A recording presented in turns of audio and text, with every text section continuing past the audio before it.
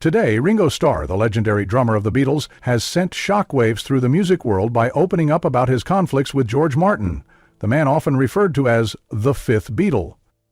While Martin's role in shaping the Beatles' sound is undisputed, Starr's candid revelations peel back the layers of this seemingly harmonious collaboration, exposing the tensions, misunderstandings, and personal conflicts that simmered beneath the surface. What emerges is a more complex picture of George Martin, a man whose genius was matched by his flaws, a producer revered by millions but not immune to the struggles and contradictions of working with larger-than-life personalities. The last film to be made by Martin and his wife and audience in New York City was The Empire of the Stars. Think of it, the affable, down-to-earth drummer and the polished, classically trained producer, two figures from vastly different worlds thrown together in a studio to create music that would define a generation. While George Martin's sophisticated arrangements and technical expertise elevated the Beatles' sound, Ringo Starr reveals that their working relationship wasn't always smooth. Starr recalls moments of frustration in the studio, particularly during the band's early years, when Martin seemed to underestimate his abilities as a drummer. Picture the scene: Ringo, eager to contribute, only to be met with skepticism from Martin, who would sometimes suggest replacing him with session drummers for certain tracks. While Starr's laid-back demeanor often diffused tension, these moments left a mark. Luminous. For a young musician trying to prove his worth, Martin's doubts felt like a personal slight, creating an undercurrent of resentment that Starr says he carried throughout his time with the Beatles. Their clashes were not just about drumming, they were about creative differences. Starr describes Martin as a perfectionist, someone who could be dismissive of ideas that didn't align with his vision. For a band known for pushing boundaries, this occasionally stifling approach created friction. Imagine the arguments. Starr advocated for a looser, more organic feel, while Martin insisted on precision and control. Their contrasting styles often led to compromises that left neither party entirely satisfied. Ringo's revelations also shine a light on the broader conflicts between George Martin and the rest of the Beatles. While Martin's contributions to albums like Sgt. Pepper's Lonely Hearts Club Band and Revolver are legendary, his relationship with the band was far from harmonious. Starr recalls the tension that arose as the Beatles grew more confident in their own creative direction, often clashing with Martin's more traditional approach. One notable example was during the recording of the White Album in 1968. The sprawling, experimental nature of the album led to heated debates between the band and Martin, who struggled to impose order on what he saw as a chaotic project. Imagine the studio, Martin meticulously crafting arrangements, only for Lennon or McCartney to tear them apart in pursuit of something rawer, more authentic. Starr reveals that these sessions were some of the most contentious, with Martin's frustration sometimes boiling over into open conflict. Chapter 27. Starr's frustration sometimes boiling over into open conflict. Martin's perfectionism didn't sit well with all members of the band, particularly Lennon, who often criticized the producer for being too controlling. Starr recounts moments when Martin's insistence on multiple takes would drain the band's energy, leaving them exasperated. For Starr, it was a delicate balance, respecting Martin's expertise while grappling with the feeling that their creative spontaneity was being stifled.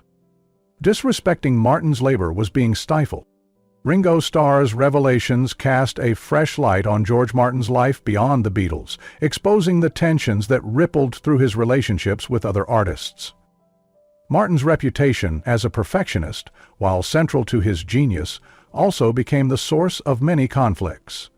Picture this: a man revered as the Fifth Beatle, his polished demeanor and sharp ear making him one of the most sought-after producers of his era, yet his meticulous nature often alienated those who worked with him. For some, Martin's perfectionism felt like a gift. For others, it was a curse. One of his most fraught collaborations was with Jeff Beck, the enigmatic and fiercely independent guitarist whose artistry often clashed with Martin's structured approach. Imagine the studio. Beck, chasing the raw spontaneity of his guitar riffs, while Martin meticulously adjusted every nuance, pushing for a clarity and control that sometimes drained the soul from the sound. Their creative tug-of-war was as electrifying as it was exhausting. Beck reportedly grew frustrated with Martin's tendency to micromanage, bristling at the idea that his improvisational genius could be boxed into Martin's carefully orchestrated vision. It was a partnership that yielded moments of brilliance, but left scars on both sides. The tension wasn't limited to Beck. Martin's work with the band America brought its own challenges. Members of the group described Martin as both inspiring and exasperating. A man who could elevate their music to new heights, but whose demands sometimes felt impossible to meet. Think of the pressure. A band eager to prove themselves under the guidance of a legend, yet finding themselves caught in the crossfire of Martin's unyielding pursuit of perfection. His standards were sky high, and while they pushed artists to deliver their best, they also created an atmosphere fraught with anxiety and frustration. Even within the broader music industry, Martin was not immune to criticism. For all his accolades, there were those who viewed his classical training as a double-edged sword. Some contemporaries argued that Martin's refined sensibilities sometimes clashed with the raw energy of rock and roll, leading him to favor precision over passion. Picture the divide: Martin painstakingly arranging every chord and harmony, while others in the industry championed a looser, more visceral approach. To some, he was a genius transforming music into art. To others, he was a perfectionist, at odds with the rebellious spirit that defined the genre. These critiques, while rare, underscored the challenges Martin faced in navigating a rapidly changing musical landscape. As rock evolved from its roots into a broader, more experimental genre, Martin's methods sometimes felt at odds with the raw authenticity that new artists sought to embrace. His brilliance was undeniable, but it wasn't always in tune with the shifting tides of creativity around him. George Martin's story beyond the Beatles is one of contrasts. He was a producer who elevated every project he touched, yet his exacting standards often left artists feeling drained and misunderstood. His genius lay in his ability to transform raw talent into timeless music. But that same genius sometimes came at a cost. For Martin, perfection was the goal. But for those who worked with him, perfection often felt like a burden. His struggles with collaborators revealed a man whose towering legacy was as much a product of his conflicts as of his triumphs. On December 25, 1933, aged Mr. William Patrick was indicted for abduction. Ringo Starr's revelations bring a startling humanity to George Martin's towering legacy, peeling back the polished veneer of his brilliance to reveal the contradictions beneath. Picture this: a man hailed as the architect of the Beatles' sound, a producer whose orchestral arrangements transformed pop into art, yet one who left behind a trail of tension, frustration, and fractured relationships. I find it all incredibly interesting and unsettling, however, that there was a man who left behind a trail of tension, frustration, and fractured relationships.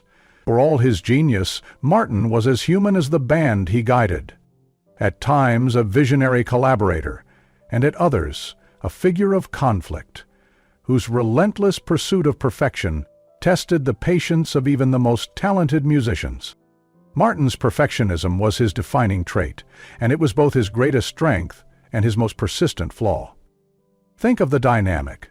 The Beatles, a group bursting with raw creativity and unbridled ambition, under the meticulous gaze of a man who demanded precision at every turn.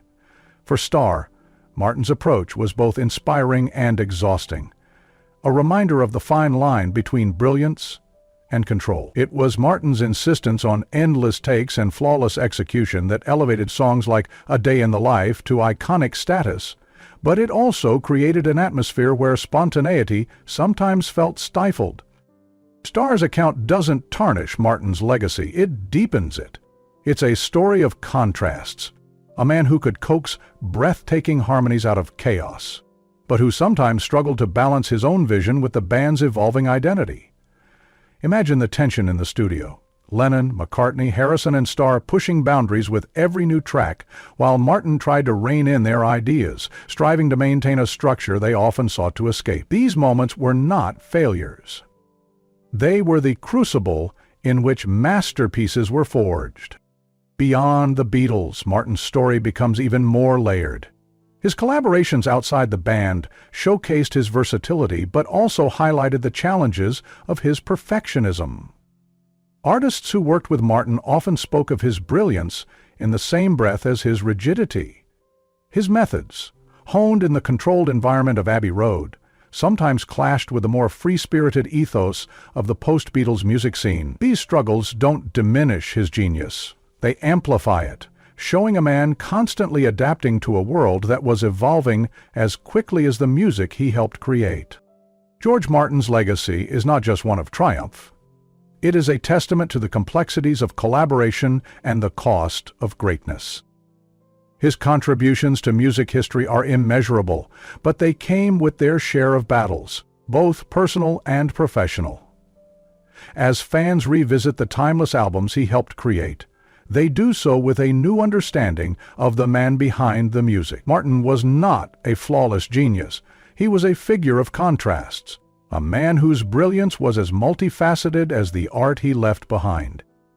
His legacy, like his life, is a symphony of light and shadow, a reminder that even the brightest stars are shaped by the struggles they endure.